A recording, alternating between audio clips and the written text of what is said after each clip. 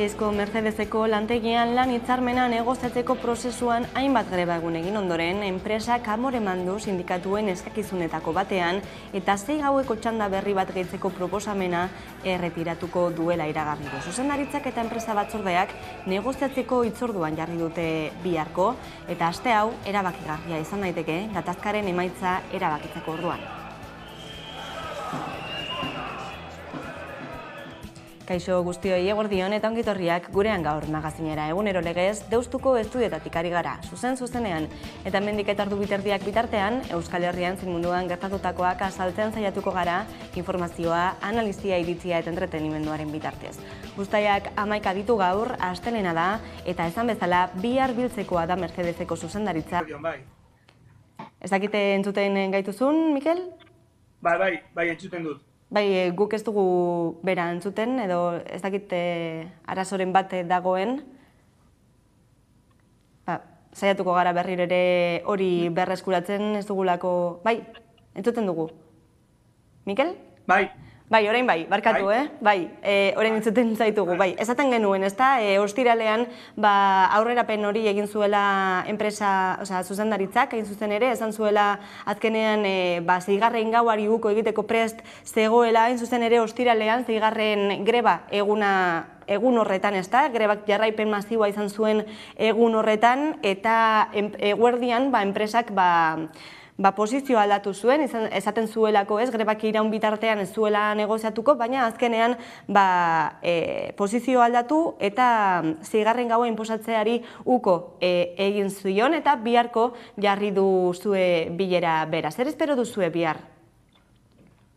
Bueno, gu oso baikorrak ez gara, batez ere enpresak zuzenean guri ez dukolako ezer esan, bai atera zuela komunikatu bat, non 6. gaua kenduko duela esaten zuela, baina ez dakigu 6. gau hori baldintzatuta kenduko duten, edo ze baldintzei lotuta ez, orduan,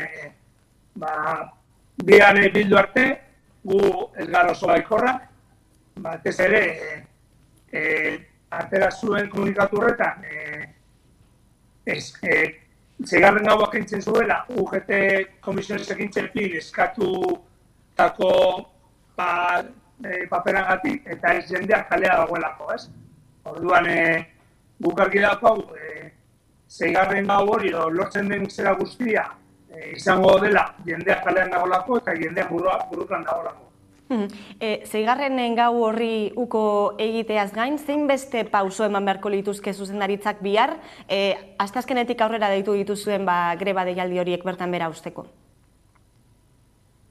Bueno, guk argi daukagu, hori 6. gaua aukendu behar dutela, soldate egoeran bebai, KPI-ari lotuta egon behar direla, poder adquisitibo delakoa esgaltzeko, eta gutxienez 2 gauza horiek kenduta, guk mobilizazioak kendu algo genituzke, baina beti kendu baino gehiago, atzeratu genituzke, edo behintzat ez genuke egingo asteazkenean greba, baizik eta negoziazioan aurrera pauso balida, ez?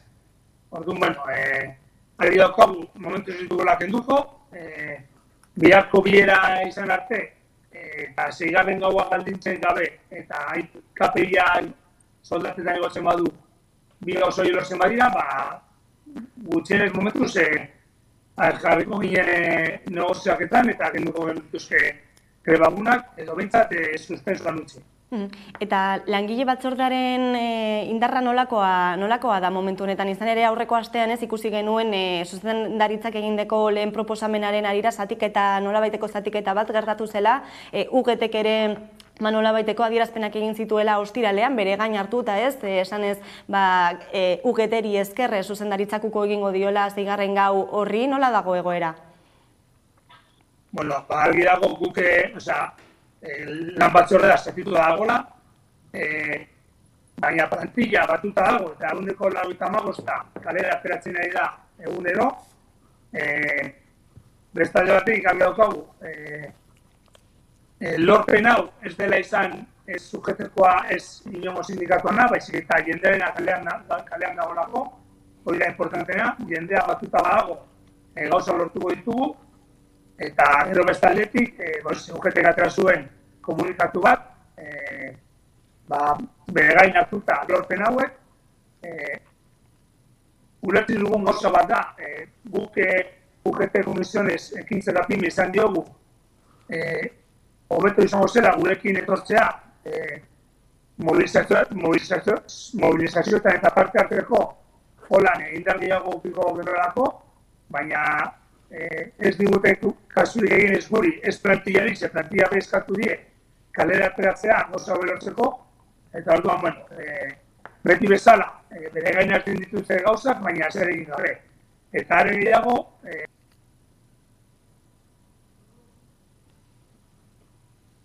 galdu dugu Mikel Díaz de Alda, labeko ordezkaria, Mercedeseko Gasteizeko plantaren langile batzordekoa, azaltzen ari zen, ez da, zenolako egoera zegoen, bai, berreskuratu dugu Mikelekin konexioa. Barkatu, Mikel, aurrera.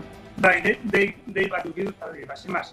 Hori ez, UGTek atera zuela ostialean bai, guk greba bertan berotzi ditugula, eta hori beti bezala gezurretan ibiltzen dira, hori egia ez dalako, guri momentuz, inork ez digulako inongo berriek eman negozazioari buruz.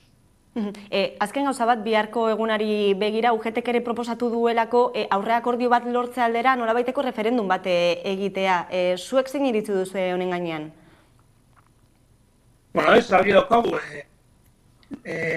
zeozer negozatzen denean eta lortzen denean adostasun batera llegatzea, plantillak erabaki behar duela zer nahi duen, horren alde dagoen edo ez, baina argi daguna da, referendumak ezin direla izan azken urteetan egin diren referendumak bezala, non galdera baldintzatua izan da, ez? Adibidez, azkenengo negozazioan galdera zen, bai, lan hitzarmena ez greba. Orduan, uste dugu, aurra porro baldin badago, mundu guztien hartan egin barko zela referenduna, eta ez referenduma baldintzatua sindikatu batzuen eta enpresaren jarreraren aldera, ez? Biharko bilera horrek zer ematen duenaren zain geldituko gara beraz. Mikel Díaz de Alda, mila esker beste behin gurean izatagatik. Izuei itzamatagatik.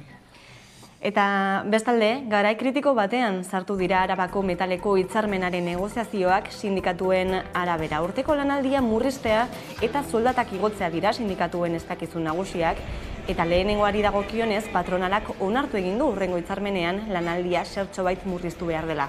Baina soldata igoeren kasuan sindikatuek salatu dute zeak marra gorria jarri duela. Patronalak adierazi du greba deialdiak dauden bitartean ez duela bere jarrera aldatuko, eta sindikatuek salatu dutenez negoziazioa blokeo taktiko batetik blokeo egoera batera igaro daiteke. Irailerako iragarri dituzte hurrengo lanuzteak. Eta politika alorrean, Miguel Ángel Blancoren hilketaren 25. urte hurrena oroitzeko ekitaldia antolatu zuen atzo PPek Ermuan, eta alderdiko buruzagi nagusiak izan ziren bertan. Ekitaldian, Blancoren memoria gogoan hartu zuten, eta era berean, PSOEren gobernuaren aurka mintzatu ziren, bereziki gogor kritikatu zuten, EH Bildurekin memoria demokratikoaren legea hitzartu izana. Alberto Núñez Feijóo PPko presidenteak ohartarazi zuen lege hori indargabetuko duela, eta gainera PSOEren babesarekin egingo duela. Elkarrekin memoria eta justizia berrezartzeko asmoa duelako. Legea indargabetzeko konpromisoa Ermuan eta PPren alderdikideen aurrean hartu izanari garrantzia eman zion Feijóok, eta azpimarratu du Euskal Herritar eta Espainiar gehien izenean ere atzera botako duela araua. Feijóoren iritziz, sumingarria da Espainiako gobernuak EH Bildurekin akordioak erdiestea.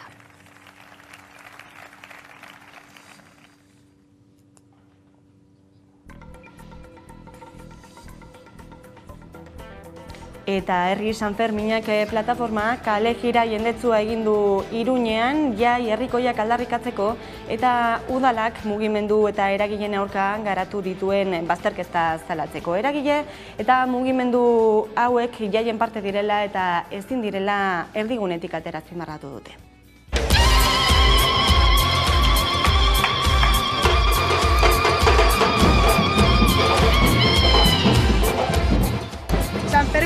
herrikoiak kanporatzen eta ikusezin bihurtzen saiatu dira. Herri Sanferminak Aldezarretik kanporatu, etorkinen kolektiboak Antoñutitik, peinei kalean ekitaldiak antolatzeko oztopoa jarri, baina ez dute lortu. Sanferminen izaera herrikoia delako berez, Sanferminak herriak herriarentzat egiten ditugulako. Herri mugimenduko talde ezberdinek, peinek, kaleko musikariek, artistek. Gure jaiak bazterrean ospatzeari uko egin eta egoerara egokituz, beste eragile batzuekin elkarlanean arituta, programazio ibiltari bat antolatu dugu. Eta egun hauetan Herri Sanferminak Aldezarreko kaleetan ospatzen ari gara, haien oztopoen gainetik. Hori bai, ezin dugu ahaztu Sanfermin hauek egoera prekarioan ospatzera behartuta ikusten dugula gure burua. Eta dinamika hau ezin dugula normalizatu.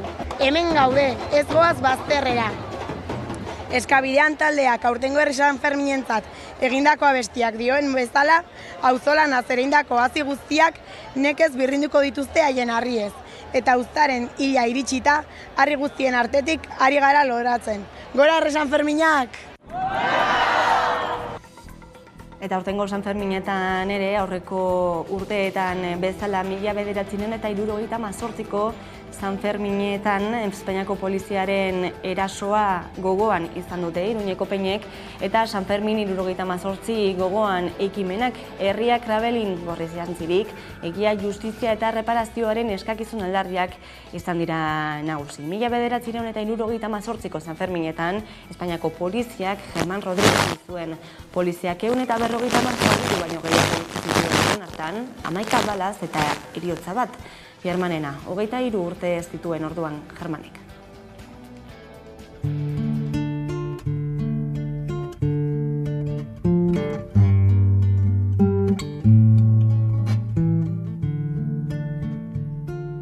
Krabelin gorri bazara, gure bihotzean zana, zuri beltzargazkiak suz grabatua.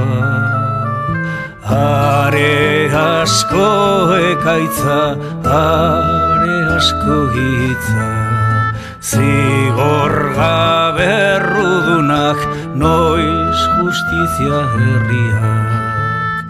Krabelin gorri batzara, gure bihotzean loratu zana. Eta Madrilera joko dugu zuzenean, Inigo Aduriz, eldiario.eseko kazetariarekin bat egiteko. Eguerdion, Inigo? Eguerdion, kaixo.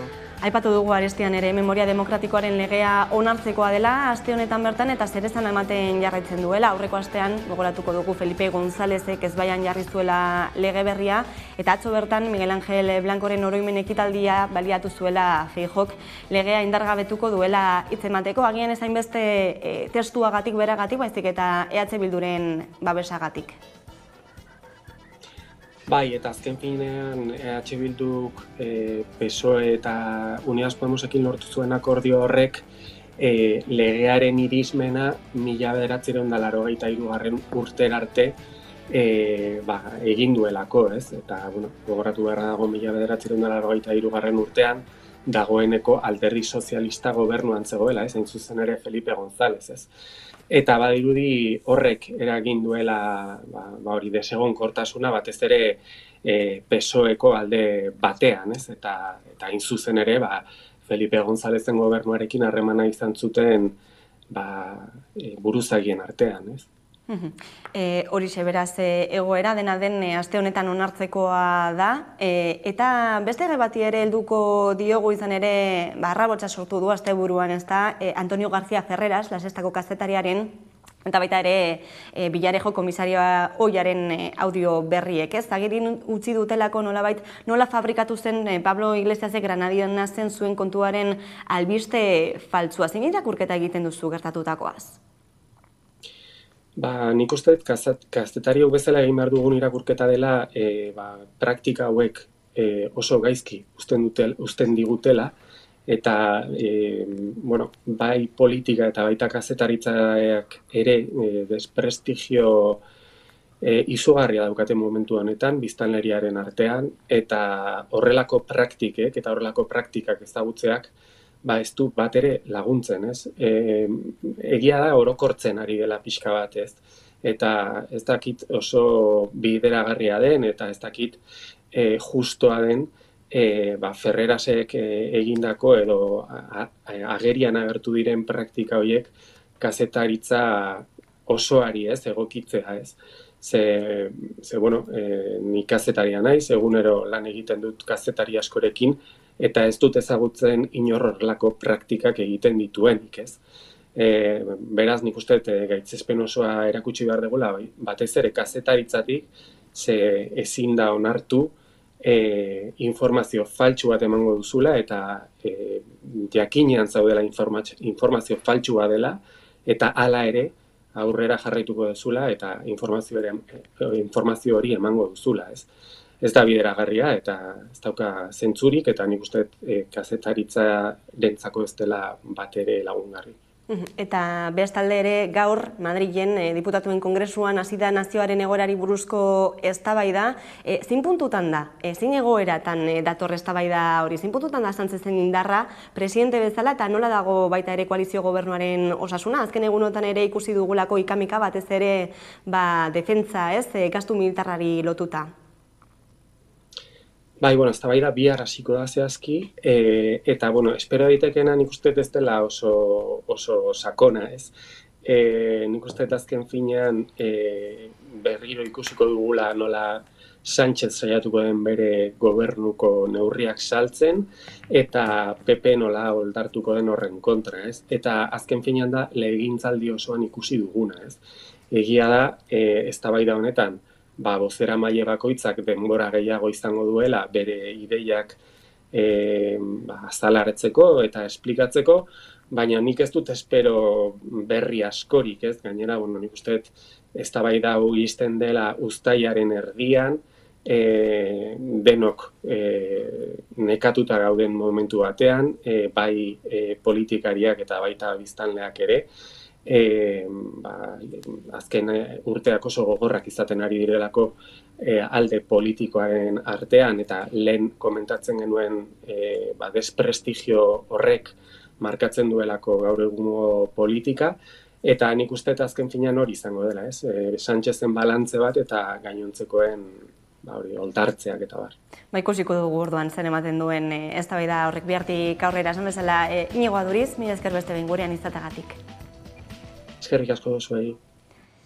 Eta gaiz aldatuta, udazkenean egingo dute Euskaraldia 3. eta dagoeneko badu doinua egitasmoak. Esazu hitz bat izeneko kantuak. Oihatz Urkijo Euskaraldiaren koordinatzailea dugu pantailaren beste aldean. Eguerdion? Eguerdion. Aipatu dugu, ezta? Azaro eta abendua artean ospatuko dela aurtengoa, eta beti bezala, betiko xedeari eutsita, zer espero duzue? Urten 3. egingo dugu, hizkuntza ohiturak astindu eta euskararen erabilera handitzea xede duen ariketa sozial erraldoia, azaroaren 18an hasita eta abenduaren 2 arte luzatuko da, hitzez ekiteko garaia lelopean. Eta zer espero dugun aurtengoan, berriro ere Euskal Herri osoa, hau bizi eta belarri prestez betetzea, eta aldala aurrekoan ez, 2. edizioan baino baldintza hobeagotan egin ahal izatea ariketa soziala kalean, elkarrekin, ilusioz, eta konplizidade hori berriro ere kalera ekarri nahiko genuke. Aipatu duzu, ezta, aurreko edizioetan bezala, belarri prest moduan edo abizi moduan parte hartu ahal izango dela, baina arigunetan jarri duzue arreta aurten, zein da hauen garrantzia? Ariguneak badira euskaraz lasai aritzeko guneak, ez? Eta zergatik dira euskaraz lasai aritzeko guneak, bertan une oro bermatzen delako euskaraz hitz egiteko aukera, ez?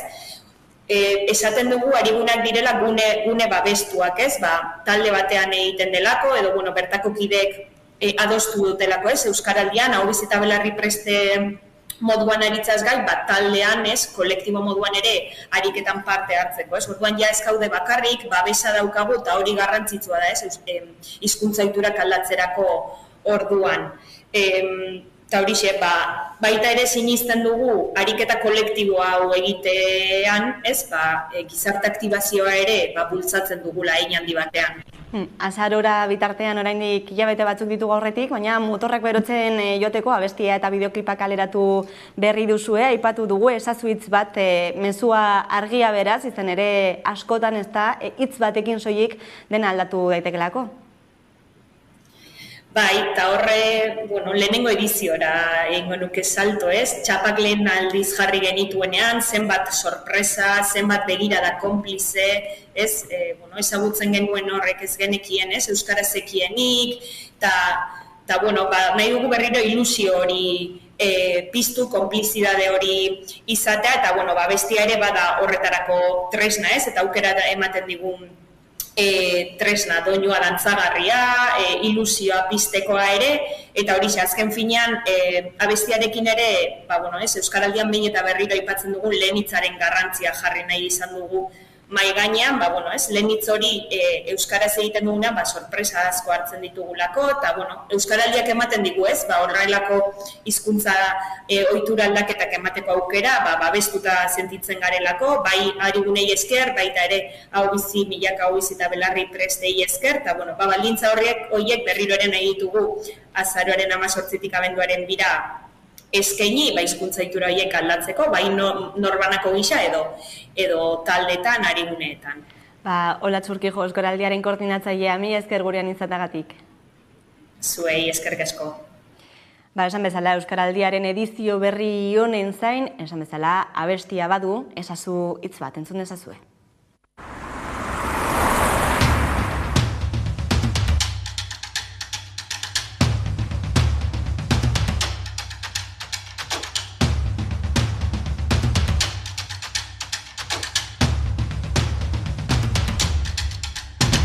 Euskaldunaren kupo hori dut betea, esanekoa izan eta bakea, aski alda maite dut ozen esatea.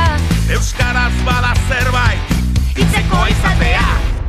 Esazu hitz bat asendotuko naiz, hitz bakar bat esua pizten du maiz, martxan ipini ahota belarri.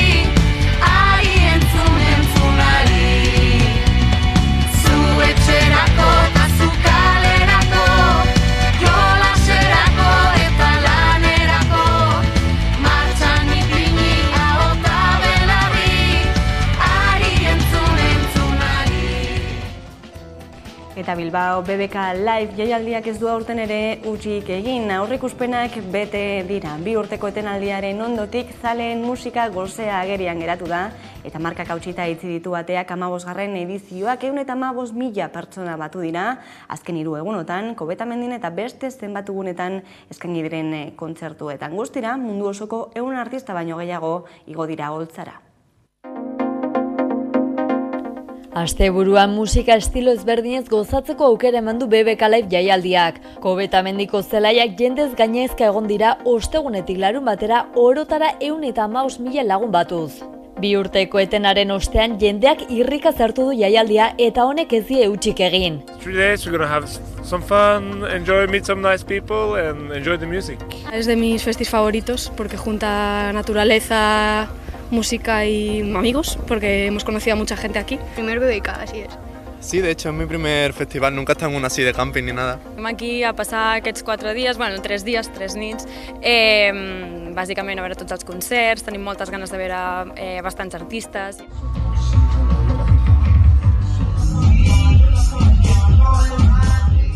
Egitarau zabala izan du 15. edizionek, 12 agertokirekin eta 100 artista baino gehiagoko egitarauarekin hautsi ditu markak aurten jaialdiak. Pop rocketik harago egin eta trapa, flamenkoa, musika urbanoa, musika elektronikoa eta indarbetan dauden beste eremu batzuk ere lehen lerrora ekarri ditu aurtengo edizioak. Horien artean nazioartetik iritsitako musikariek izan dute protagonismoa gehien bat. Zahara, Bomba Estereo eta Pet Shop Boys esate baterako. Baina Euskal Herriko taldeak ere aritu dira. Tartean daude Chill Mafia, Nogen eta Bulego. Eta artista gehienak kanpotarrak diren bezala BBK Live jaialdira ere mundu osotik gerturatu dira ikusleak. Hain justu 75 herrialdetan saldu dituzte sarrerak. We're from Norway. Pues yo de Zamora. Yo soy de Málaga. Ni Zumaya Renai, lehenengo aldiz hemen. I'm from Hamburg, Germany. I'm from Canada. I'm from Phoenix, Arizona, in the States. De Catalunya, som de Barcelona, Igualada sobretot. Venim uns quants de diferents zones de Catalunya. Bilbao BBK Live nazioarte mailako jaialdia ez ezik belaunaldien arteko jaialdiare badela nabarmendu dute. Aurten jaialdira bertaratu direnen adintartea handitu egin dela adierazi dute eta gero eta familia gehiago hurbiltzen direla seme-alabekin. Datorren urteko data ere jarri dute jada. 2023ko uztailaren 6an, 7an eta 8an hartuko du Kobetamendik Bilbao BBK Liveen 16. edizioa.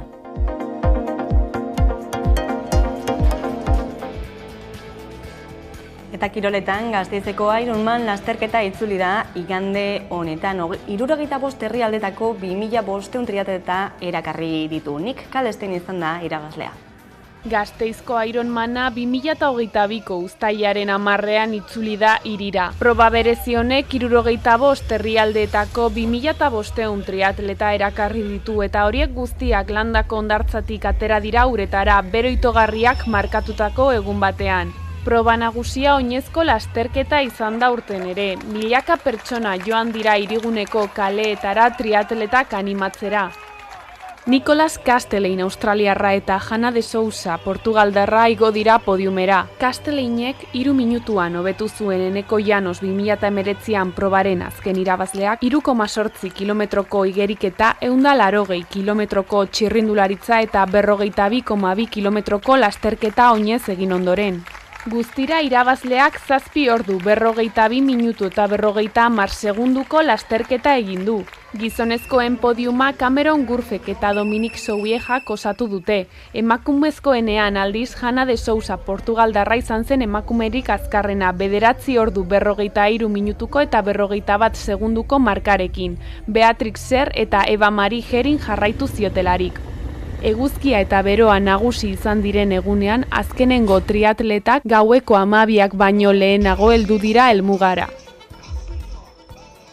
Hauek izan dira eguneko lerroburu nagusiak, tarte bat eta jarraian itzuliko gara eguneko elkarrizketa nagusiarekin. Gaurkoan gurekin izango dugu Nagore Iturrioz, Estela Sindikatuko bozeramailea. Orain arte.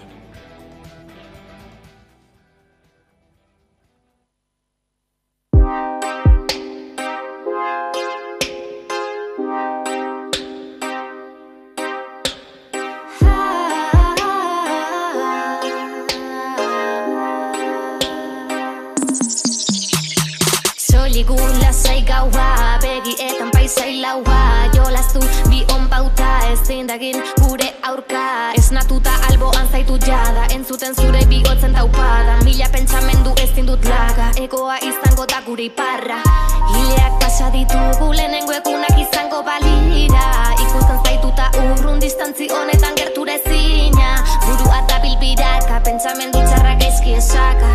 Momentu txarretan baita, beti alko da honena besarka. Bilatu zure ardatza, egin zazu aurrerantza. Sobran dut nik balantza, mezutan ez zait falta.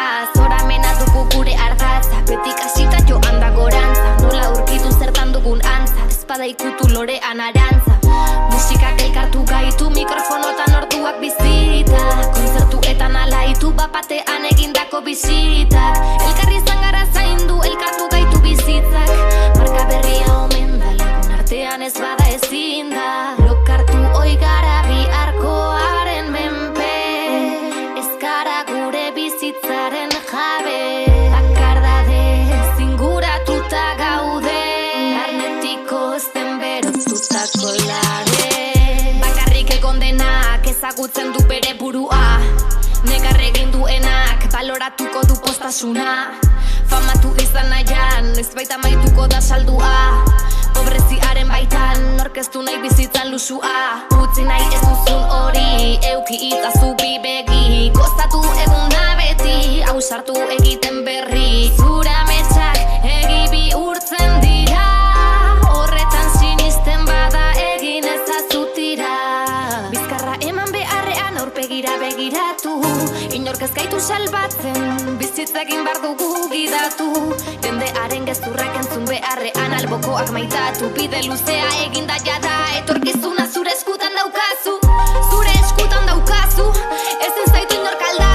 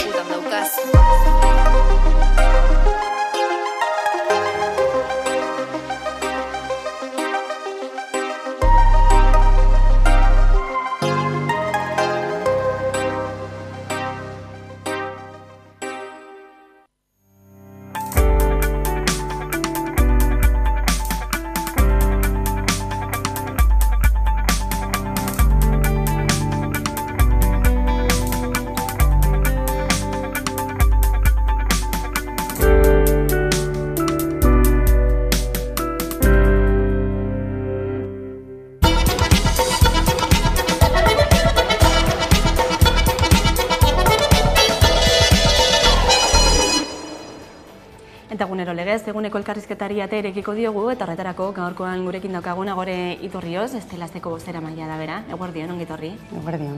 Bueno, duela 3 hilabete, ondu zela hezkuntza itunerako akordio zabal hori, Eusko Legebiltzarrean ordutik zen nolako balantzea egiten duzue?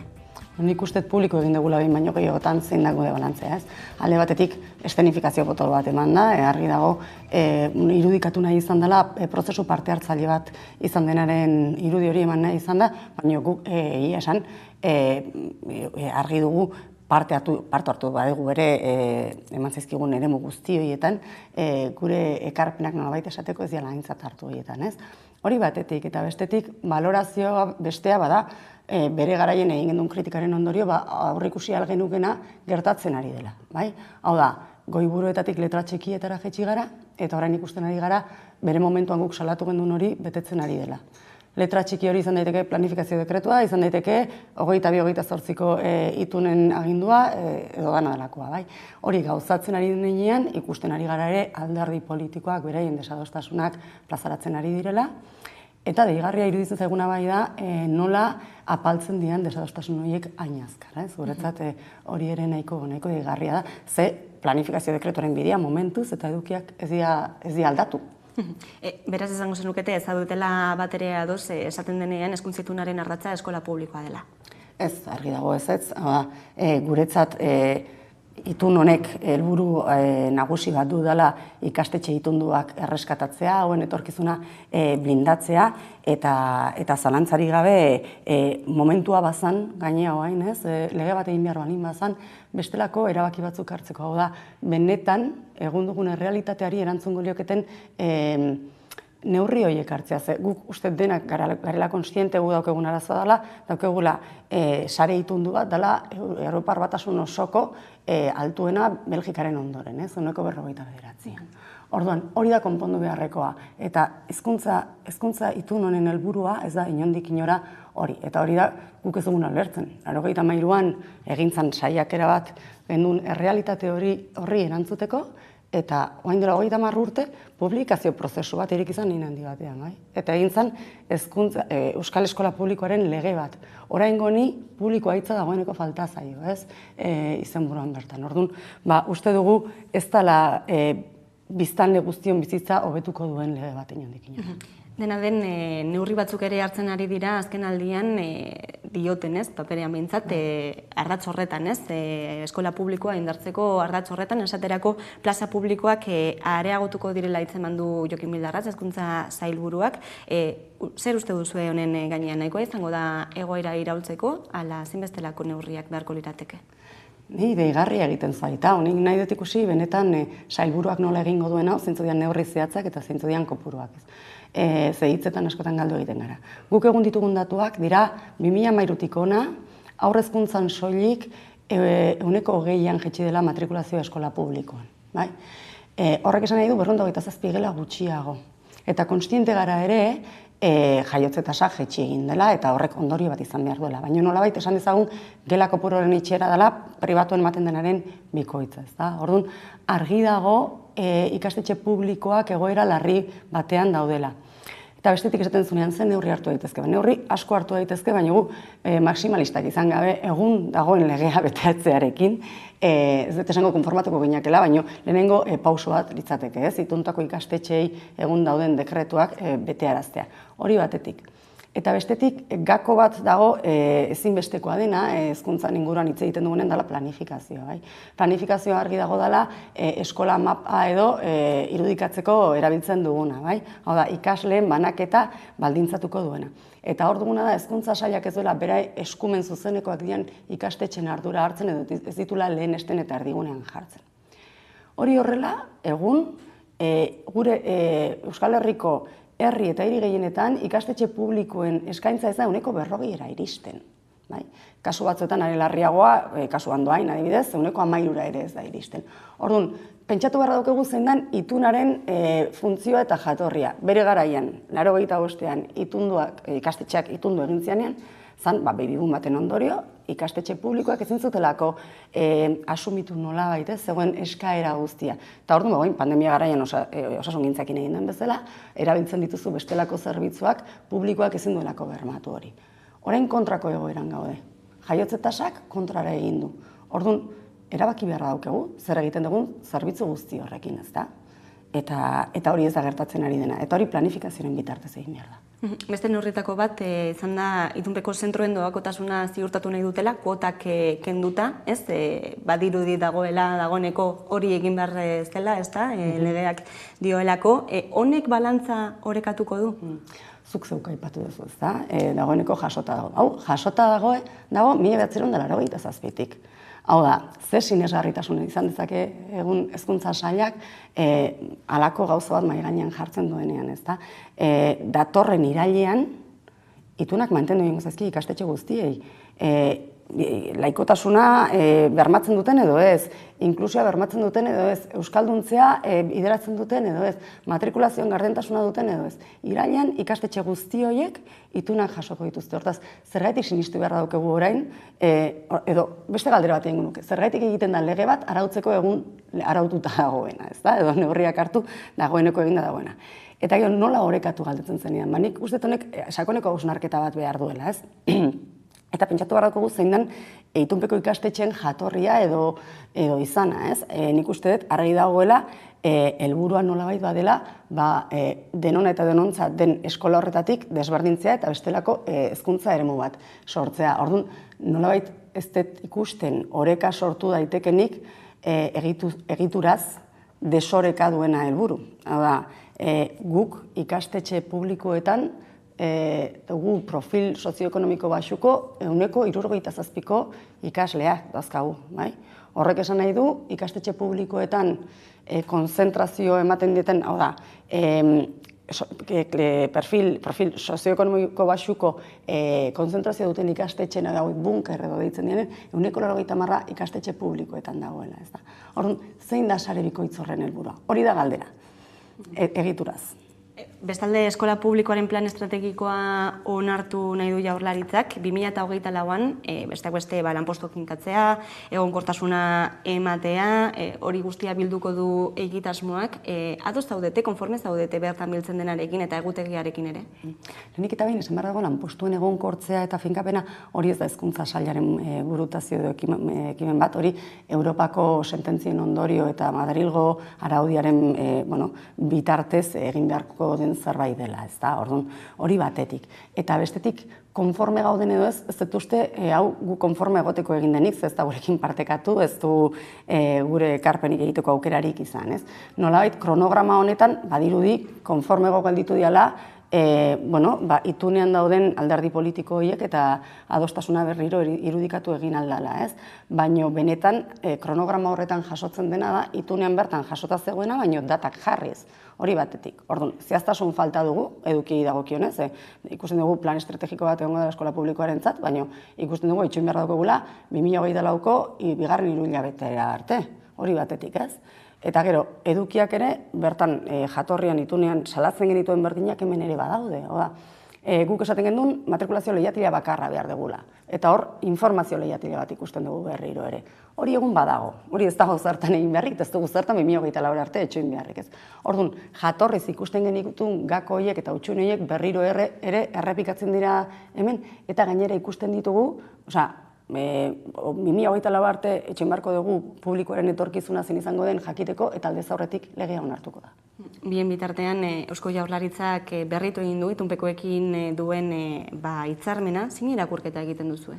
Nik uste ez dagoela irakurketa asko egin beharrik ez da, nik uste nahiko begistakoa dela itun horrek zer duen helburu, ez? Nolabait, lehenu esaten nuen, erreskate bat badagoela hemen azpitik ikastetxe itun duen biziraupena bermatzea, ez?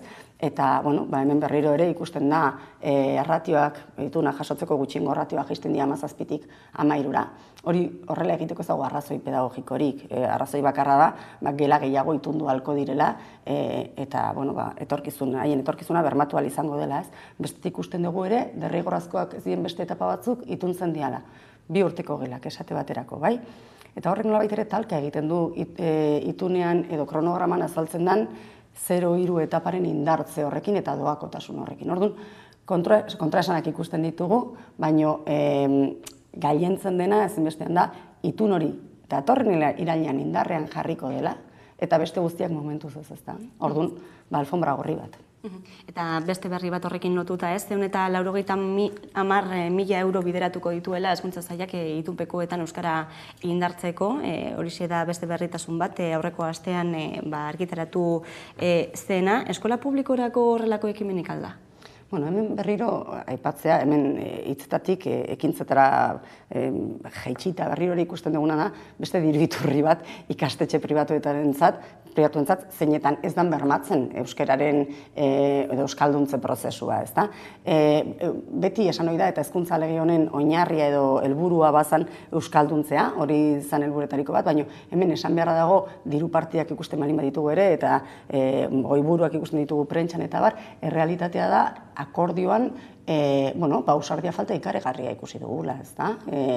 Gaina, eremu honetan zeinan adostasun zabala dagoen eragile guztien aldetik, ez da jauzi bat egin eta murgiltze ereduaren alde egin, ez? Eta utzi da ikastetxe bakoitzaren hizkuntza proiektuaren baitan euskalduntzea. Guk argi dugu euskalduntzea ezin dela hautazkoa izan, nahizkoa izan behar dela, eta zer esanik ez ikastetxe pribatuen titulartasunak ahalbidetzen du bertan, bestelako gauzak egin alizatea, ez? Hau ere, gako garrantzitsu, ez? Titulartasunarena, nik uste dut, hemen ere hezkuntza zerbitzu publikoan nola titulartasunak desitxuratu dian ere, bestelako hausnarketa baterako ere ematen du. Dena dene, hezkuntza itunaren oinarriak adostu zituzten, alderdi politikoen adostasun zabalarekin, oraindik ere hilabeteak falta dira, ez? Irriburroa argitaratu arte, nola ikusten duzue alderdi politikoen jarrera? Nik uste dut bere momentuan edo pentsatu nahi dugu alderdi politiko guztiak, logikoa den bezala, profil politiko desberdinak eta programa desberdinak dituzten alderdi politiko guztiak pentsatzen zutela edo pentsatu nahi zutela haien edukiak txertatuta zeudela itunean, ez? Eta borondate horrekin edo sartu izan ziala bertan, baina inozoa bada ere egin batean pentsatzea hezkuntza ideologiarik gabeko esparru badela. Ikusten dugu, estatu mailan eta abar, gobernu aldatzen den bakoitzeko hezkuntza legea aldatu egiten dela. Orduan, argi dago alderdi politiko guztiek beren ideologia txertatu nahi dutela hezkuntza lege batean. Bada zerbait positiboa egonkortasuna izango duen lege bat egitea. Baina zer ordainduko dugu horren truke? Hau da, zeinen ideologia txertatuko da hezkuntza lege horretan. Nik hemen, pentsatzet, EAJaren ideologia txertatuko da, nik hemen ekarri ditut Urkulluren hitzak, 2022ko apirilaren 2 adierazpenak dira hauek. Eta beak horrela argi esan zuen. Itunpeko eskola ez dago arriskuan. Alderantziz, hitzarmen honen bidez, hurrengo 12 urtetarako finantziaketa bermatuta dago. Berak argi du hau eta EAJak argi du hau.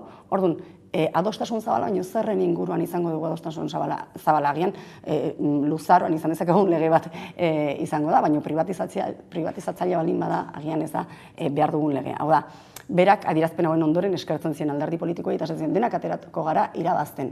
Eta ezin gara inozoak izan. Denak ezin gara irabazten atera, ez balin badago eskaera denentzat, ez balin badago baliabideak baita murritza balin badia, ez zinezkoa da. Dena den oraindik ere eztabaida prozesua aurrera jarraitzen du. Ez duzu aukerarik ikusten aldaketak emateko?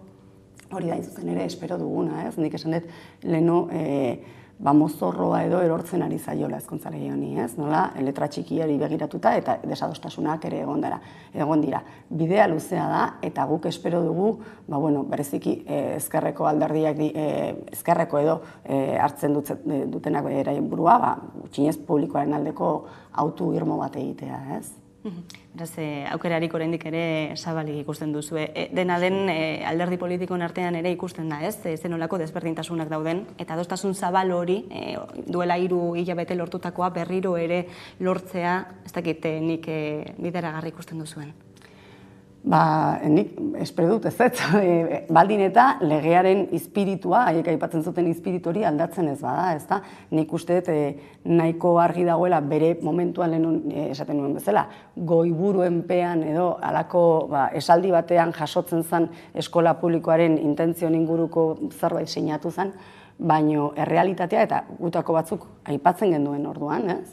Errealitatea beste bat balin bada, nik ez dute ikusten aukerarik hainbat alderdiek bakoitzak baloratu beharko du, ez? Baina logikoena litzateke eskola publikoen aldeko apustu egiten duten alderdiak bertan ezagotea.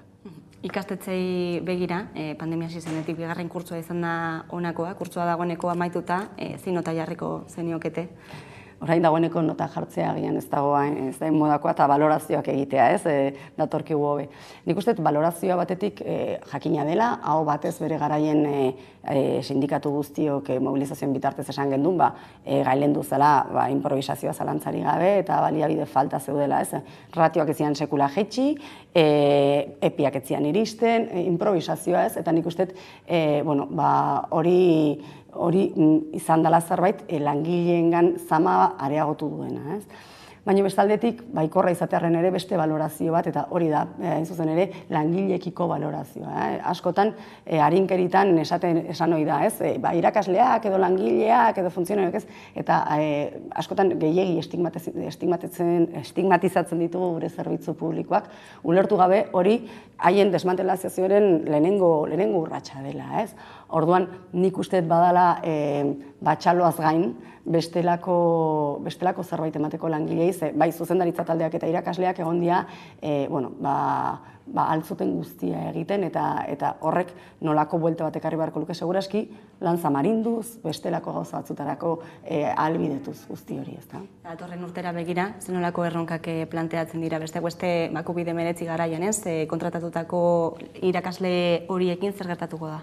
Momentuz horiek horrela, ez dira mantenduko COVID baliabide gisa, baina orain dela hilabete pare bat edo adostasun batetara iritsi ginen hezkuntza sailarekin, luze negoziatu ondoren, baliabide horiek nolabait bestela sartzeko, txertatzeko hezkuntzan, ez? Izan ratioa jeitsiz pixka bat, behingoz lortu du ratioak jeistea, pandemia garaian jeitsitzianak ere, tutoretza bikoitzak ezarriz, eta bestelako baliabide gehigarriak ezarriz, arnaz pixka bat emango diotenak hezkuntzari. Hala ere, langileen lan baldintzetan asko dago egiteko, asko negoziatzeko eta borrokatzeko ere, oraindik. Nagore Iturrioz Estela sindikatuko bozeramailea, mila esker gaurkoan Hamaika Telebistara gerturatzeagatik. Mila esker zuei. Eta tarte bat eta jarraian itzuliko gara eguneko solasaldiarekin. Gaurkoan gurekin izango ditugu Maialen Ferreira eta Iñigo Morete, orain arte.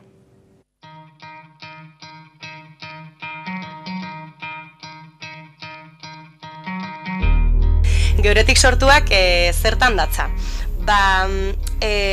Aukeratu ziren 3 alor artistiko, literatura, zinegintza eta antzerkia. Orduan, asmoa zer zan 26 artista hauek beraien sorterritik ateratzea eta 3 asteko egonaldi artistiko bat egitea beraien sorterritik kanpoko beste herri batean.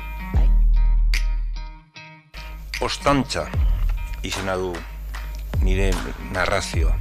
Hau da, modu literarioan kontatu nola bueltatzen den 40 urte kanpoan pasa ondoren bere herrira errefusiatu politiko zahartu bat. Ohiko borroken ikuspuntutik nolabaiteko ezintasunean aurkitzen da herria. Eta nik hori ikusi nahi nun buruz buru, ideien edo ideologien azalpena baino gehiago izan da sentimentuen edo atzekimenduen historio bat. Alegia literaturak horretarako balio du. Literaturak ez du hobetzen mundua, baina aukera ematen digu sortzeko fikzioaren bidez beste aukera posible batzuk, balizko mundu bat. Hizkuntzaren bidez egiten da nolabaiteko atzekimenduen edo sentimenduen historia, ez ideologia bat. Eta sentimendu horiek azaltzen dira gehien batean protagonista den errefusiatu politiko hori eta berak herrian aurkitzen duen bere bilobaren artean. Nolabait, hau izango litzake kolas bat, eta kolas horretan ateatzen da Zumaia.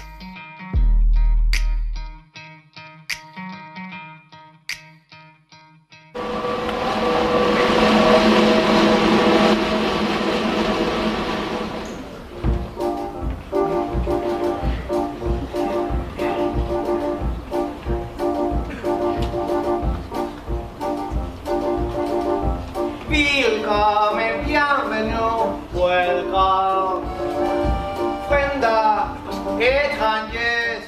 Teatro Latxazena da antzerki talde bat, gaztez osatua.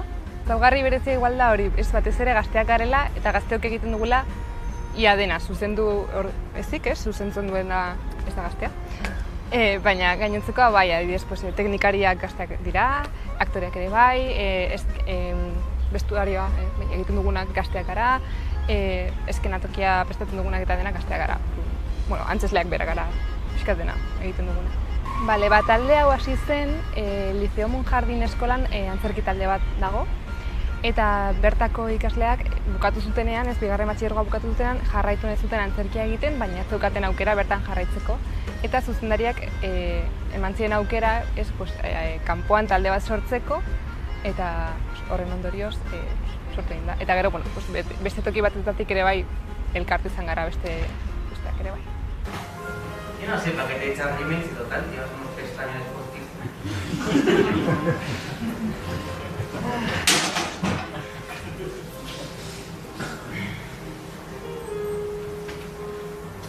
No creas que no me siento orgulloso de ti, porque estarías muy equivocada. Sé perfectamente todo lo que has sufrido y todas las cosas que has tenido que hacer para ser quien eres. Porque es muy jodido ser heterosexual y ser drag queen también.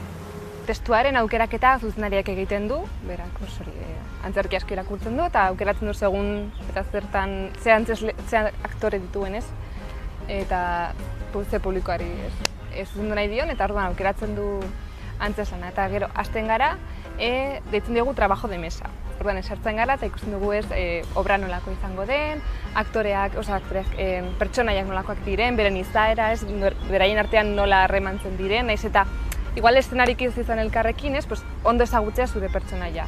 Eta horrekin abiatzen gara eta hasten gara montatzen eta dena.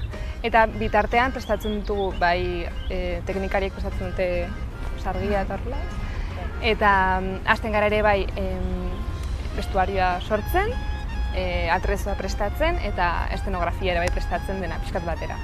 Estenografia eta izaten da normalean guk sortua, materiala erosten dugu, baina normalean izaten da eskuz egindako gauzak. Eta jantziak ere bai eskuz eginda, badaukagu neska bat ikasi zuena moda, edo diseinu de moda eta horrela, orduan berak diseinatzen ditu gauzak eta... Bai, normalean bestera izaten da poten. Ikusgarri izaten da bai, Eta teknikariak, soinua egiten dugu ensaiotan, gaten gara ikusten ze behar den, zezten behar, eta gero argiak egiten da bukaeran, ze da pixke zaila, ze ezin da ensaiatu berez, beritzen da gutiko gara bera ze nahi dugun, eta gero jakinta nora joaten garen, gaten bagara Eskola Navarro Teatro, edo gaten bagara Civibox X, ez dakit. Edo Herriko plazan, horrez dagoela argirik. Orden, adaptatu bara da, ze bakoitza badu, ez dakitzen bat argi PC, bertze batzuk badute ez dakitzen bat... Baliabideak ezberdinak dira, toki batean bestean. Por ti padezco y muero, por ti no crezco, por ti miro al cielo y cuento las estrellas en las noches de luna.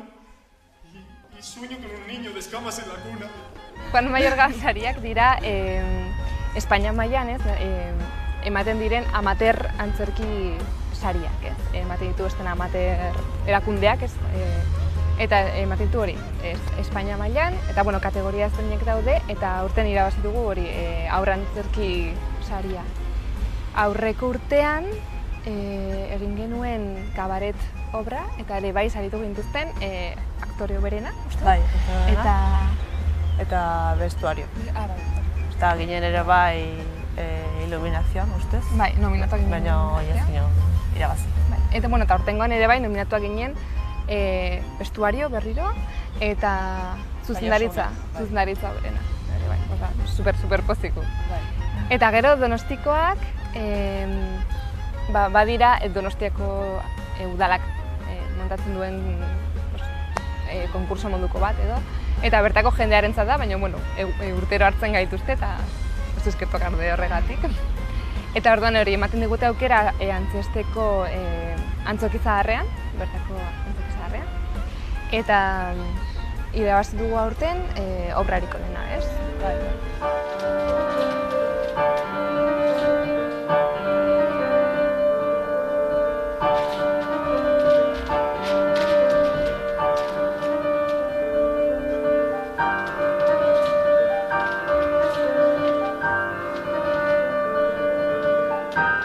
Bueno, uda honetan nik uste deskantzatuko dugula.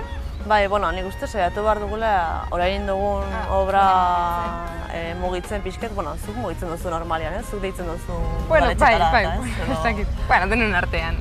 Baina normalen izaten da, ez? Obra bat montatzen dugu, eta gero, obra hori mugitzen dugun bitartean, hasten gara montatzen urrengoa, eta horrela ez dugu inoiz gelditzen, ez? Baina egia da, aurten izan dugula, montatu dugula bi obra txiki ez, El Lebrel Blancorena eta gero beste hau. Eta orduan nahiko zahama izan dela, orduan udan ez dugu ezer berria montatuko, baina jarretuko dugu mugitzen obra berri hau. Eta gero asmoa dugu mugitzeko 1789, Frantziako iraultzaren inguruko antzezlana da. Eta hori asmoa dugu hori montatzeko eta joateko mugitzen eta. 1789 da obra bat guretzat garrantzi asko duela, ze Txazenak montatu zuen lehenengo obra izan zen, eta orduan orain berriz montatzeko eskatu digute, eta aurrera eramango dugu, aldaketak egingo dizkiogu eta eskatu hobetzeko beti, eta eman digute aukera estrenatzeko guretzat berezia den toki batean.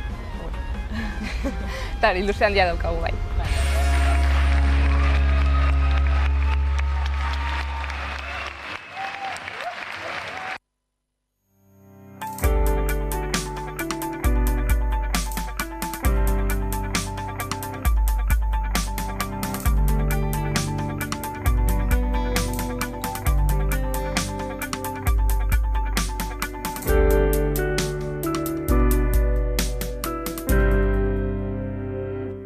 Ekida da abizenez arte ekimen sozialista, organo politiko bat, batez ere lan egiten duena arte esparrua antolatzeko printzipio sozialisten arabera. Horrek esan nahi duena da, alde batetik arteari begiratzen diola, arteari eman nahi diola izaera politiko bat, izaera sozialista bat, eta ondorioz artea jarri nahi duela nolabait gaur egun sortzen ari den termino sozialistetan mugitzen ari den mugimendu politikoaren eskura jarri nahi duela artea eta nahi duela bilakatu edo antolatu modu batean izan dadin tresna politiko bat gauzak modu horretara esan nahi dituena. Eta era berean esan nahi duena da artea modu zabalean ulertuta artearen disiplina desberdinetan antolatzen dela eta gero eta disiplina gehiagotan nahi duela antolatu.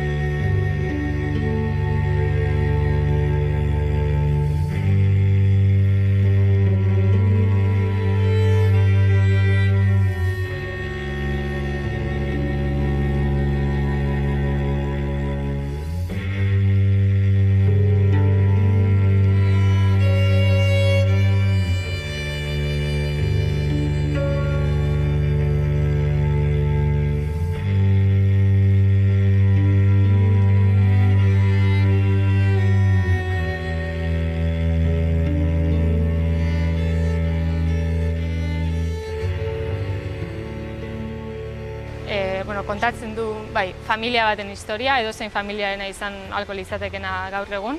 Agirretarrak. Agirretarrak hori da, Koldo Izagirreren hizkuntza hartuta. Aitona hiltzen da, izango litzaketekeena, pasatako ziklo baten simboloa edo. Hiltzen da, geratzen dira bere bi alabak eta bere 3 ilobak. Etxea uzten die ilobei eta ilobak horra doaz bizitzera. daude hor gazte aroan, 20-tik 30 urte bitartera edo, bakoitza fase diferente batean, eta hortik abiatzen da asuntoa, gero beste ondori batzutara heltzeko. Hori litzateke pixka bat trama konkretua, eta lehen esan bezala nola bilatzen dugun gure arteko izpen guztiarekin pixka bat funtzio politikoak eta betetzea, gure kezkak batez ere nolabait nahi bada historia hori edo eraikitako fikziozko historia hori bada aitzakia bat berez benetan hitz egin nahi degunataz hitz egiteko.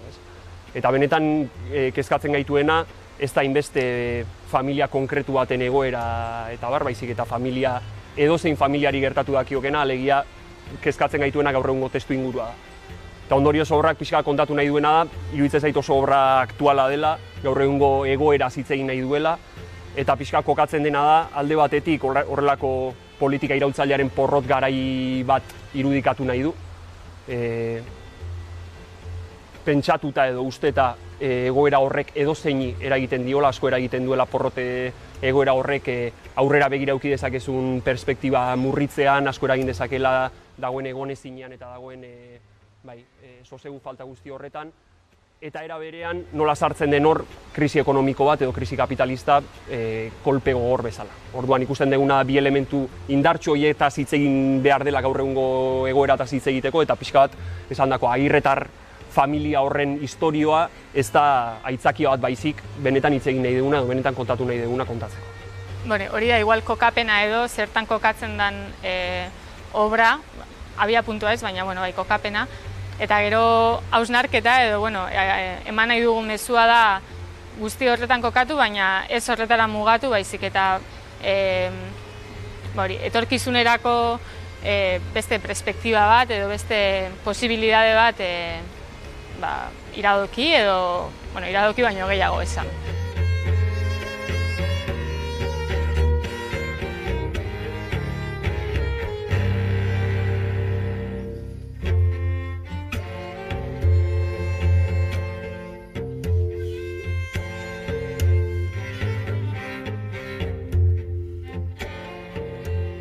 Aurreko irailean edola hasiko ginen lanean honekin, eta juntatu ginen orokorrean inkietude politikoa daukan jendea, jada militatzen da bilena eta eta antzerkiaren bueltan ibili izan dena, edo idazketaren bueltan eta ibili izan dena, eta hor nolabait hasi zen lehenbizi, hausnarketa fase bat gaia zehazteko eta historia zehazteko, eta gero bai egonda, gidoiaren idazketa, ensaio garai luze bat, eta ez gaur arte. Eta bai izan dela pixkat prozesu osoa oso modu kolektiboan egin dela, bai egonda lan banaketa bat, baina bai guztiek parte hartu dutela zeuden lan guztietan eta guztion arteko lana izan dela. Alegia ez zeuden ikuste hain figura markatuak edo bakoitza eduki dezaken alako markatu bat. Eta aurretik ez dugu esan, baina pixkat honekin guztiarekin iruditzait importantea dela, badela asmo bat hau guztia baita ere, edo sorkuntza prozesuan parte hartu duen jende guztiak nolabait modu militante batean egin duela lan hori guztia. Alegia, beraien interesak beraiek ere obra hau egiterako orduan eta guztion interesak berdin direla politikoak eta ondorioz lan militante badela, jakina ez dena ordaindua, baina bai dela asmo horretatik egindako lan bat, eta zentzu horretan modu kolektiboan egina, lan banaketa bat erantzuten diona, baina beti izaera militante hori eduki duena. Horretik ez du esan, baina nik uste dut importantea dela baita.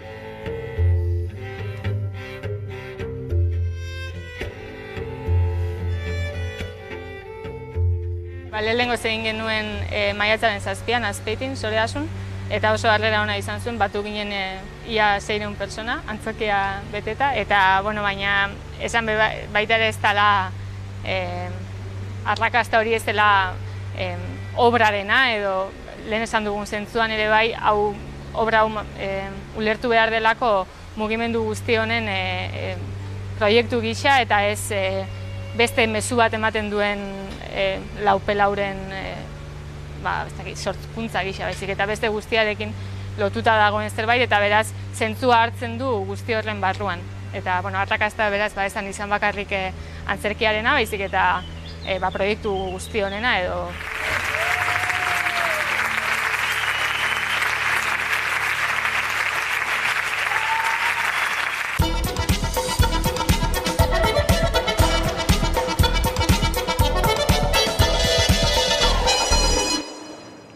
Eta egunero legezola zaldiari ekingo diogu, eta horretarako gurean ditugu Maialen Ferreira, eguerdion. Eguerdion. Eta Inigo Morete, estreinekoz, eguerdion. Aixo, eguerdion. Zer modu zion da asteburua, Iruñatik ibilezarete San Ferminetan? Ibile da, zein deu, horte, larun batean junginan, ondo, ambiente oso ona, egia esan, Iruñan beti San Ferminak ondo, eta arazuri gabe. Ondo, zu? Ke ba, ez. Zara bertaratu, ez da? Ez lanian egon nazamen Bilbon. San Ferminei lotuta hasiko gara solasaldia ere, alde batetik berri txar batekin, berriro ere eraso sexistak, indarkeria matxista izan behar dugulako izpide, Maialen?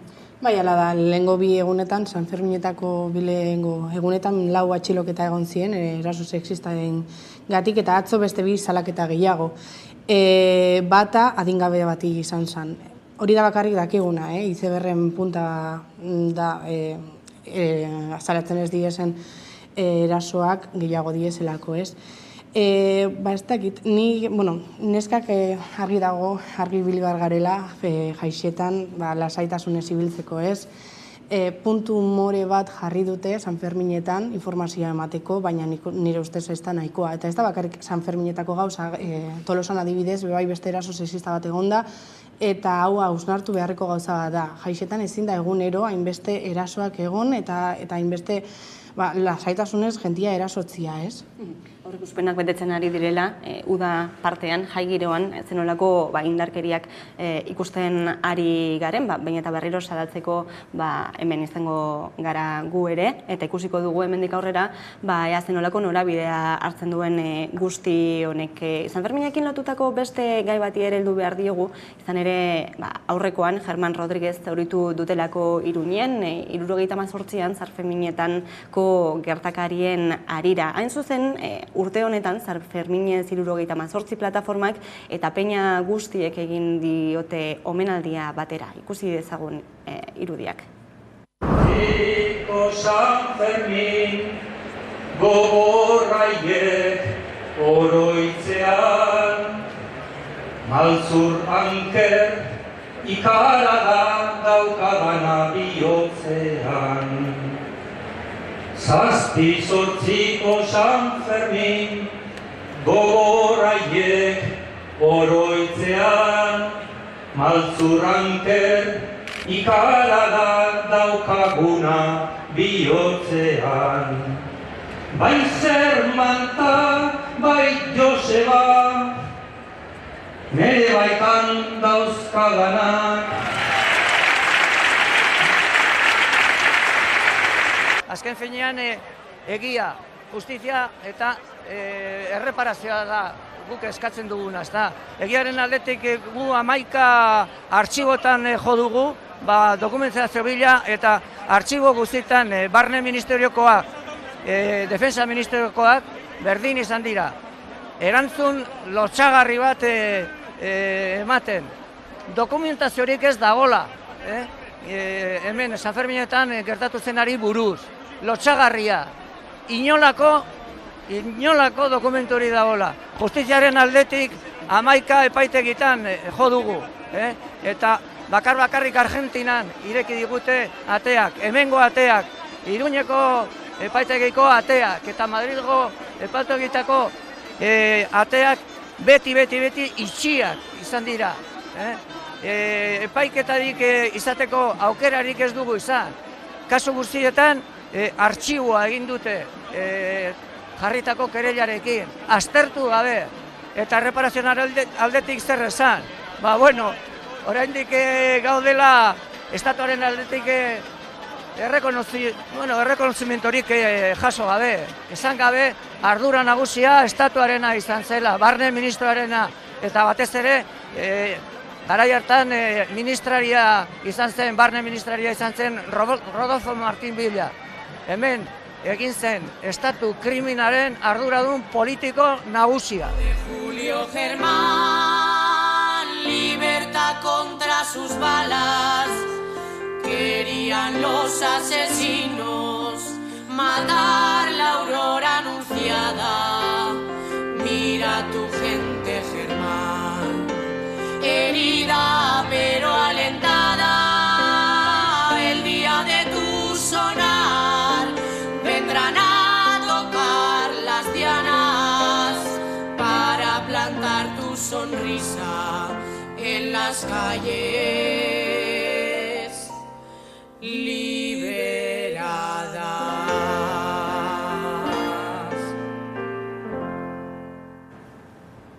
Hori esek irudiak izan bezala San Ferminak 78 gogoan plataformak eta baita ere peña guztiek batera egindako oroimen ekitaldia. 44 urte bete direnean Germán Rodríguez tirosi zuenetik poliziak baita ere Joseba Barandiaran izan dutela gogoan, hurrengo egunean Donostian egin zuten manifestazio batean Germán Rodríguezen hilketa salatzeko tiroz ere hil zuelako Donostiako poliziak, ertzainak, eta horixe beraz ez gertatutakoa, eta argi azaltzen zuen, San Ferminak 78 plataformako kideak zenolako utxunea dagoen frankismoko krimenak ikertzeko eta epaitzeko orduan, ez da?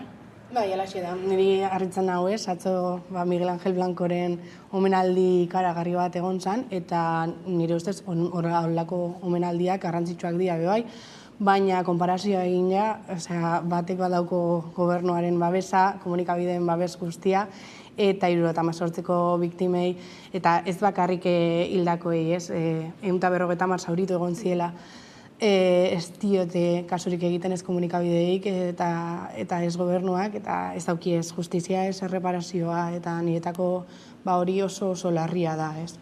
Ikusi dugu ez, bideoan, bertan zegoen hizketan, 11 telebista zegoen, EITB zegoen, eta atzo ikusi bertan Ermuan hainbeste komunikabide zeuden, egia da erregea zegoela, Sánchez bertan zegoela, baino bere jakin behar da beste arazo batzuk egon direla horrelako kasuekin, eta nire ustez oso garrantzitsua da horrelako ekitaldiak egitea, bai eskala handia, eskala txikian, horrelako kasuak memoriara ekartzeko eta jakiteko zer gertatu zen poliziarekin hemen Euskadin, Iruñako plazan kasu honetan, eta jakiteko nondik zen eta batez ere zer gertatu daitekeen horrelako gauzak egiten. Eta justu Ermuarekin gaudela, Sánchezek atzo esan zuen ez, Espainia eta Euskadi gaur egun bakean bizi direla, eta nire ustez ez baldin badira horrelako gauzak egunera ekartzen eta ez baldin badira argitzen zer gertatu zen zehazki, ezingo dira batez ere familiak bakean bizi, eta hau ez da omenaldia egitea, baizik eta netzako errespetua da ez, familientzat eta beraien senide guztientzat. Eta ikusten duzue orduan memoriara ekarrita ez, eta belaunaldi berriei begira batez ere arrakala bat dagoela, biktima batzuen eta beste batzuen artean? Bai, asko. Olakoak ez dira ikasten, eskoletan ontsi hasi diez, etari buruzko kasuak aztertzen, nik adibidez ikastalan ez dagoen ikasi, eta institutuan ez da, baina ikusten da arrakala kristonekua, bat aztertzen da, atxiloketak egoten die, justizia egoten da, erreparazioa egoten da, eta beste batzuetan aldiz, eta niretako berdinak dira. Nire kasuan, bai, 21 ditut, eta ikastu honet horrelakorik ikasi ez. Bai, egia da, aitxak eta kontatu didatela horrelako gauzak, baino ikastu honet ikasi zer dien frankismoaren biktimak. Hoiz zer dia ez, ikastezu, esaten dizute, baino ez dezu bertan gehiago ikasten eta gaur egun egia da, gero eta gehiago bai sare sozialetan eta bai edabidetan horrelako gauzetaz hitz egiten direla, eta oso garrantzitsua da ez, esan deten bezala horrelako gauzak memoriara ekartzea bestela, bertan olbiatuak geldituko dira edozein lekutan, eta familiak ez dira bakean biziko inoiz, ez baldin bakite beraien senideak nun dauden, eta zehazki zer gertatu den ez, eta horrelako kasuak asko daude, adibidez, frankismoan X biktima batzu baldin baude, egunero hitz egiten dute, adibidez Miguel Ángel Blancori buruz, oso larri izan zen gertatu zen, hau egia da, ezin dugu hori ez esan, baina adibidez Germán Rodríguezen kasuan ez da hain mediatikoa izan, eta oraindik 44 urte geroago, oraindik familiak eta senideak eta bertan zeudenak erreparazioa bilatzen ari dira, eta ere Joseba Barandiaren memorian ez, 19 urtekin akatzu zutela hor Donostian, eta ez da hain mediatikoa, orduan pixkat dagoela doble erraziorantzeko bat, ez? Orain kereila argentinarran dago itxaropena jarrita, ez da, bertako justiziara jo behar izan dutelako biktimak, eta baita ere frankismoko biktima asko eta asko, Espainiar estatuan ezintasuna aurkitzen dutelako, ez, Espainiar estamentuetan, Espainiar justizian, hortze dago ere sekretu ofizialen legea, babesten dituela. Uste duzue, etorkizun batean, noiz baite frankismoko biktimek justizia eta reparazioa lortu ahal izango dutela? Hau zai esango da. San Ferminak 78 gogoan plataformako kideak esan dauen moduan, oso larria da zer gertatu zen Televisión Espainolako grabatutako irudiekin, ez? Osea, grabau zen, dau grabatuta eta artxibo horiek ez dakit desagertu inzien, ez? Eta eurak eskatzen dituzte eta ez diete ematen, orduan zelan konta behar dozu historia artxibo barik. Eta ez hori bakarrik, ez? Eurak bai esan dute, ez? Iruñako justiziak ez dietela kasurik egiten, Espainiakoak besta, Madrilekoak besta, bakarrik Argentinak ireki dituzte atiak, eta hori bai, Argentinara joan behar hemen justizia eta reparazioa lortzeko. Bai, netzako oso larria da, ez? Eta gainera gaur egun mugimendu hauek, memoriak, ekitaldi hauek, jendeak egiten ditu, familiak egiten ditu, hainbat peina esan dugun bezala mugitzen ditu, eta nire ustez politikariak aldituzte lege asko sortu kongresuan edo parlamentuan eta, baino ez baldin bazaia interesatzen baien politikak egiteko, gero ez dute ezerrezako erabiliko, bai, botoak eskuratzeko, bai, memoria egingo deu, legeak eta, baino gero, baientzako ez baldin bada onuragarria, ez dute zertarako erabiliko ez, eta ikusi dugu, bertan zeude jendeak, denak jende heldua zen, denak gauza berdina eskatzen, eta politikari bat, ez da bat. Eta gaina UPNek, Iruñan, saiestu egin zuen, ez horrelako ekitaldia egiteko, atera zen deklarazioetan, kriston, balintze asko jarri zituztela, adibidez, eszenatokia, 40 zentimetroko eszenatokia jartzeko, volumena kriston limitazioarekin, kriston limitazioa, foroko limitazioa, eta hori ere pentsatzeko ematen dizu, ez? Zergatik batzuk bai, beste batzuk ez, ze interesa dago hemen atzean, eta zergatik UPNek ere Iruñako txupinazoan ere arazoak izan zituen ikurrinekin, eta zergatik ez hauek, eta zergatik bai beste batzuk Ermuan adibidez. Bai, iragana eta gaur egunean gertatzen dena batzuetan ere lotura duela. Gai izaldatuko dugu eta ekonomia gaiei ere begira jarriko gara, izanea ere aurretik ere aurreko asteetan Mercedesen dagoen langatazkari buruz hitz egiten ari gara, eta gogoratuko duzue ostiralean zuzendaritzak esan zuela, ez da aurretik grebak irautzen zuten bitartean ez zuela negozatuko, baina ostiralean eguerdi partean aldatu zuen bere diskurtsoa eta adierazi zuen prestegoela zigarren gauaren inposizioari uko egiteko. Honek beste bide bat zabaldu dezake eta bihar izango dute bilera langileek zuzendaritzarekin. Bai, egoera orentxe bertan oso zaila da, ez, guztientzako, bai, finko daude langileak, baren ideiak oso argi dituzte, eta zer nahi duten eta zer ez nahi duten enpresagatik, baina egia da sindikatuek orain pixkat liskarra duketela, ez? UGTek esan dute egin duten komunikatua ez dela egia, edo dena ez dela egia, ELA, LAB eta ESK alde batetik, UGT, Komisiones Obreras eta bestelakoak beste alde batetik, eta garrantzitsua da, ez? Sindikatuak ere batera jutea bide berdinean, zigarren gaua oso argi dakate ez nahi dutela, KPI-a ere igo nahi dutela urtero eta enpresak beste gauza batzuk ematen ditu. Nire ustez, egoera oso zaila da, soluzioa gaur egun inorrek ez daki, ikusiko dugu bihar bileran ea zer esaten duten.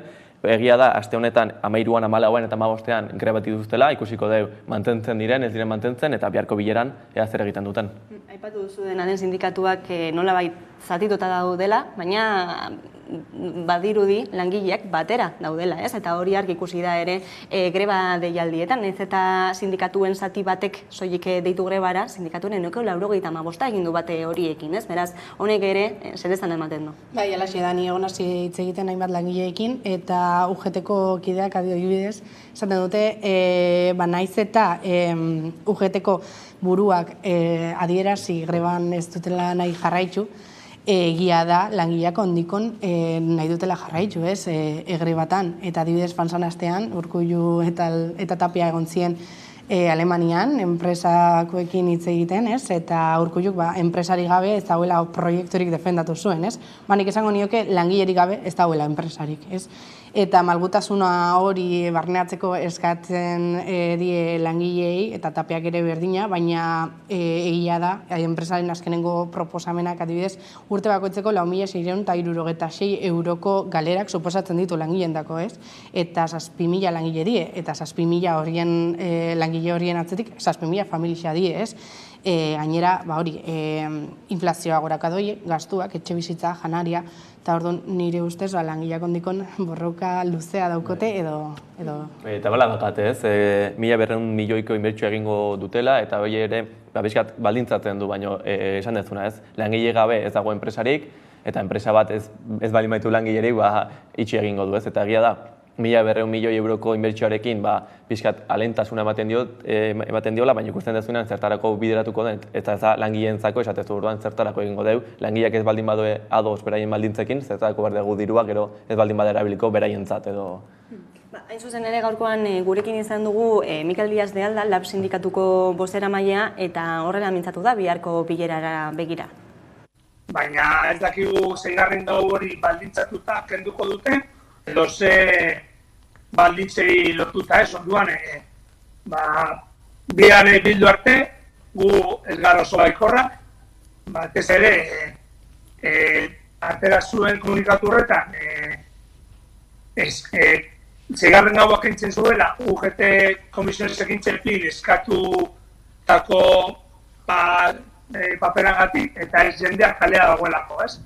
Orduan, guk argi dago, zeigarren gau hori lortzen den zera guztia izango dela jendeak kalean dagoelako eta jendeak burutan dagoelako.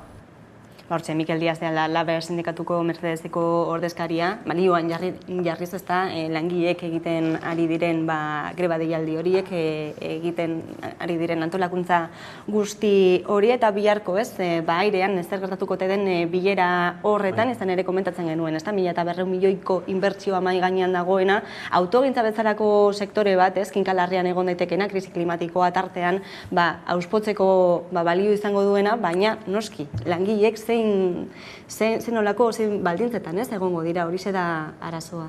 Niri burura etortzen zaizketa adibidez Tubasesko langileak, hasiera baten enpresak ezaukon dirurik mantentzeko 100 eta piku lanpostu, eta ontxe, konfliktua bukatu ostean, Arabia Saudin kontratu milionario bat lortu dau. Ez dakit Mercedesen krisia, batzuk esaten dute krisi superlarria da la Mercedes, baina Mercedes oso enpresa handia da, ez da enpresa desertaina, multinazionala bat da, eta ez dakit zenbateko galerak eukiko dituen, ez? Eta argi dau langileen bizitza ero langileen kondizioetan diru horiz badau inbertitzen, enpresa ez dauela funtzionauko. Gaina gaur egun esan dezune bezala, krisialdia dago automobilen sektorean edo, eta transformazio hori egin beharra baldin badago Europak esaten duen elektrikora eta gaza eta horrekin zeo zer egin barko dugu eta langileak formatu egin behar dituzu, nola egin eta inbertsio egin behar duzu, 1.200 milioi euroko inbertsio egingo duzu, baina horrekin nahiko izango da bai formakuntza egiteko, bai inbertsio egiteko, bai I+D inbertitzeko, ikusiko dugu nahikoa den, hemendik urte batzutara. Hori izango litzateke hurrengo pausua, momentu hitzarmena negoziatzen ari dira eta ikusiko dugu biharko bilerakea zer ematen duen. Hementxe utziko dugu gaurko solazaldia, mila esker, gurean itzatagatik beste behin ere Maialen Ferreira eta Iñigo Moret, hurrengo arte. Eskerrik asko. Eta jarraian eguneko albiste nagusiak Carolina Suárez lankidearen eskutik, ondo izan.